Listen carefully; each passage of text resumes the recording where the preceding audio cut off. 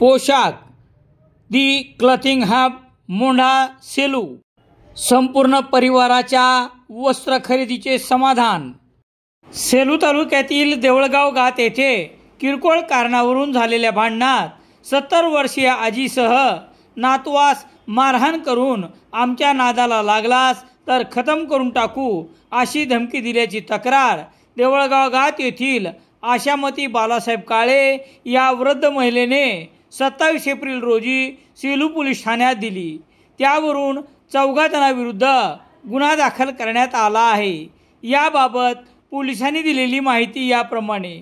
सेलू तालुक्यातील देवळगाव गात येथील फिर्यादी वृद्ध महिला आशाबाई बालासाहेब काळे यांच्या नातवासोबत कृष्णा भगवान काळे याचे भांडण रविवार 27 एप्रिल रोजी झाले।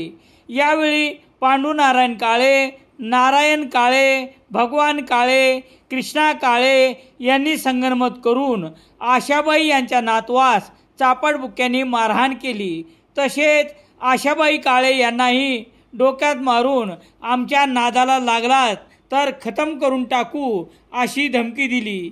या प्रकरणी सेलू पोलीस ठाण्यात आशाबाई काळे यांनी दिलेल्या तक्रारीवरून 4 जणांविरुद्ध गुन्हा दाखल करण्यात आला आहे।